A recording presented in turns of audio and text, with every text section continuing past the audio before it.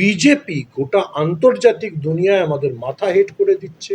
মুসলিম রাষ্ট্রগুলো ভাবছে ভারতবর্ষ আর নেহেরুর ভারতবর্ষ, গান্ধীর ভারতবর্ষ নেই, ভারতবর্ষকে আর বিশ্বাস করা যায় না। বিজেপির এই ভুল আমাদেরকে গোটা আন্তর্জাতিক প্রেক্ষিতে একঘরে করে দিয়েছে। নরেন্দ্র মোদীকে জবাব দিতে হবে। এরপর উনি সবকা সাথ সবকা বিকাশ কিভাবে বলবেন, বা এই আরব আমির এলে তাকে জড়িয়ে ধরে কি বলবেন? দেশের ভেতর তারা মুসলমানদের পেটাবেন আর বিদেশে গিয়ে মুসলমানদের কাছ থেকে টাকা চাইবেন, মুসলমানদের কাছ থেকে সাহায্য চাইবেন, এটা হতে পারে না। বিজেপি একটা ব্রাহ্মণ্যবাদী সংস্কৃতি চালু করতে চায়। সেই জন্য দলিতদের প্রকাশ্যে অপমান করা হয়, দলিতদের মূত্রপানে বাধ্য করা হয়, দলিতদের পেটানো হয়, এরকম হাজারো ঘটনা। একটা ডবল ইঞ্জিনের সরকার আসলে কি উপহার দিতে পারে, আমার মনে হয় উত্তরপ্রদেশের এই ঘটনাটা প্রমাণ করে দিয়েছে। যে তিনজনকে মারধরের ভিডিও ভাইরাল হয়েছে তাদের একমাত্র অপরাধ যে তারা জাকাত দিতে বেরিয়েছিলেন। আমি দুটো কথা বলি, এটা পবিত্র রমজান মাস চলছে, এটা মুসলমানদের জন্য পবিত্র একটা মাস।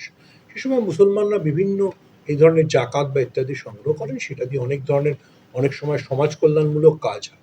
তো শুধুমাত্র দুজনের মাথায় টুপি এবং মুখে দাড়ি আছে, এই জন্য বজরং দলের গুন্ডারা তাদেরকে এইভাবে পেটাবে এবং তাও প্রকাশ্য দিবালোকে রাস্তায়, এটা ভাবা যায় না। এটা নরেন্দ্র মোদীকে জবাব দিতে হবে। এরপর উনি সবকা সাথ সবকা বিকাশ কিভাবে বলবেন, বা এই আরব আমির এলে তাকে জড়িয়ে ধরে কি বলবেন, বা অমিত শাহ ছেলে জয় শাহ যিনি সৌদি আরবে বসে ক্রিকেট সাম্রাজ্য চালান, আইসিসি চালান, তিনি বা কি বলবেন? এটা তো ভারতবর্ষের জন্য খুব ভালো বিজ্ঞাপন হতে পারে না। এই যে ভারতবর্ষের জন্য ভালো বিজ্ঞাপন নয়, সেইটা যতক্ষণ না বিজেপির নেতারা বুঝতে পারবেন, দেশের ভেতর তারা মুসলমানদের পেটাবেন আর বিদেশে গিয়ে মুসলমানদের কাছ থেকে টাকা চাইবেন, মুসলমানদের কাছ থেকে সাহায্য চাইবেন, এটা হতে পারে না। আবারও আমি বলছি, উত্তরপ্রদেশের ঘটনা প্রমাণ করে দিল যে আসলে বিজেপি একটা হিন্দু রাষ্ট্র স্থাপনাই করতে চায়, যেটা আমাদের সংবিধান অনুমোদন করে না, বা এখনো আমাদের দেশ হিন্দু রাষ্ট্র হয়েও যায়। আর তর্কের খাতিরে এটাও বজরং দলের সবাইকে বুঝতে হবে, কোনো রাষ্ট্র যদি কোনো ধর্মের প্রতি আনুগত্য দেখে, অর্থাৎ কোনো রাষ্ট্র যদি ইসলামিক রাষ্ট্র অথবা হিন্দু রাষ্ট্র হয়, সেখানেও বিধর্মিকদের এইভাবে প্রকাশ্য রাস্তায় মারধর করা যায় না। এটা একটা অসভ্য মধ্যযুগীয় বর্বরতা। মানে এটার বিরুদ্ধে কিভাবে যোগী সরকারের বিরুদ্ধে ব্যবস্থা নেয় কেন্দ্রীয় সরকার, সেদিকে আমাদের দেখা উচিত। আপনার কি মনে হয় যে যোগী সরকার উত্তরপ্রদেশে এটা প্রথম ঘটনা নয়, বহু ঘটনা এরকম আছে যেখানে অন্য ধর্মাবলম্বী, শুধুমাত্র ইসলাম নয়, 25শে ডিসেম্বর আমরা দেখেছি কিভাবে খ্রিস্টান ধর্মের উপরও হামলা হয়েছে। এরপরেও কি নরেন্দ্র মোদী বা বিজেপি সরকার কোনো অ্যাকশন নেবে বলে আপনার মনে হয়? হ্যাঁ, দেখুন, বিজেপি যে রুলটাকে তৈরি করতে চায়, বা বিজেপি যে ঘৃণার পরিবেশটা তৈরি করেছে, আমি আপনাকে মনে করি যে ট্রেনে একজন ওয়ালা টুপি পরা বয়স্ক ভদ্রলোক তার নাতির জন্য মানে রান্না বান্না করে নিয়ে যাচ্ছিলেন, মহারাষ্ট্রের ঘটনা। ট্রেনে তাকে মারধর করা হয়েছিল কারণ তার দাড়ি টুপি থেকে মনে করা হয়েছিল তার এই বাটির মাংসটা গরুর মাংস, যেটা আদৌ ছিল না। যদি হতো, গরুর মাংস নিয়ে এটা অপরাধ না। কিন্তু আমি বলছি, বিজেপি এই ঘৃণার পরিবেশটা তৈরি করেছে। কোট আনকোট একে আমরা বলি যে মানে ফিয়ারফুল একটা বিষয়, একটা থ্রেট পার্সেন্ট এটা তৈরি করা। ভারতবর্ষের 10% লোক সংখ্যালঘু, মানে মুসলিমরা শুধু। এর পাশাপাশি আপনি যেটা বললেন, খ্রিস্টানরা আছেন, বৌদ্ধরা আছেন, শিখরা আছেন, এদের সবাইকে যে ভয় দেখানো, এটা একটা বিজেপির সংস্কৃতি হয়ে দাঁড়িয়েছে। এই সংস্কৃতির জন্য ভারতবর্ষ সম্পর্কে বদনাম হচ্ছে। বিজেপি এটা বুঝতে পারছে না যে তাদের এই ধরনের আচরণ, তাদের এই ধরনের যে বিদ্বেষের রাজনীতি, সেটা আমাদের যারা পাকাপাকিভাবে বন্ধু ছিল এতদিন, ধরুন সৌদি আরবের তো পাকিস্তানের সঙ্গে সামরিক চুক্তি করার কোনো দরকার ছিল না। কেন করেছে? কারণ সৌদি আরব নিশ্চয়ই মনে করছে যে ভারতবর্ষে আর মুসলমানরা নিরাপদ নয়। ভারতবর্ষের যে সভ্যতা সংস্কৃতির জন্য তারা ভারতবর্ষকে বন্ধু মনে করত, সেই বন্ধুত্বকে ঝেড়ে ফেলে তারা পাকিস্তানের সঙ্গে বন্ধুত্ব করতে পারে।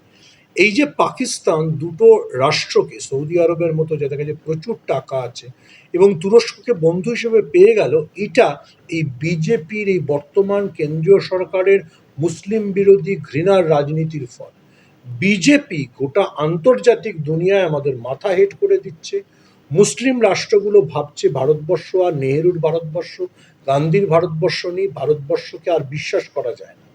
বিজেপির এই ভুল আমাদেরকে গোটা আন্তর্জাতিক প্রেক্ষিতে একঘরে করে দিয়েছে। বিজেপি একটা বেসিক্যালি ব্রাহ্মণ্যবাদী সরকার চালু করতে চায়। আপনি ভুলে যাবেন না যে এদেশে কেন রোহিত ভেমুলার মৃত্যু হয়েছিল।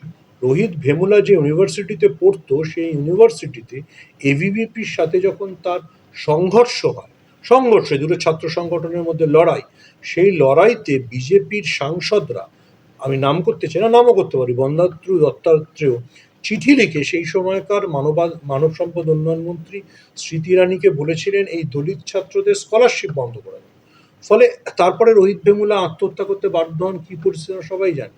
আবারও আমি বলছি, বিজেপি একটা ব্রাহ্মণ্যবাদী সংস্কৃতি চালু করতে চায়, সেই জন্য দলিতদের প্রকাশ্যে অপমান করা হয়, দলিতদের মূত্রপানে বাধ্য করা হয়, দলিতদের পেটানো হয়, এরকম হাজারো ঘটনা, হাজার শব্দটাই ব্যবহার করছি, হাজারো ঘটনা উত্তরপ্রদেশ, মধ্যপ্রদেশ, গুজরাট থেকে আসে। দেখুন, আমাদের বুঝতে হবে যে আমরা কোন পৃথিবীতে বাস করছি এবং কোন ঘৃণার চাষ বিজেপি করছে। এটা সৌভাগ্যের বিষয় যে রাহুল গান্ধী, আমি দেখছিলাম গতকালই, রাজস্থানের একজন দলিত ছাত্র নেতাকে গোটা ভারতবর্ষের এনএসইউআই মানে গোটা ভারতবর্ষের ছাত্র পরিষদের প্রেসিডেন্ট করেছে। প্লিজ ভুলে যাবেন না, ওই যে ছাত্রটিকে এনএসইউ এর প্রেসিডেন্ট হলো, সে দলিত হওয়ার কারণে, সে যখন প্রথম রাজস্থানে ছাত্র আন্দোলন শুরু করেছিল তাকে জেলে ভরা হয়েছিল এবং তাকে কী কী নিপীড়নের মধ্যে দিয়ে যাওয়া হয়েছিল। এবং যদি কেউ মনে করেন ওটা রাজনৈতিক লড়াই ছিল, না, রাজনৈতিক লড়াই ছিল না।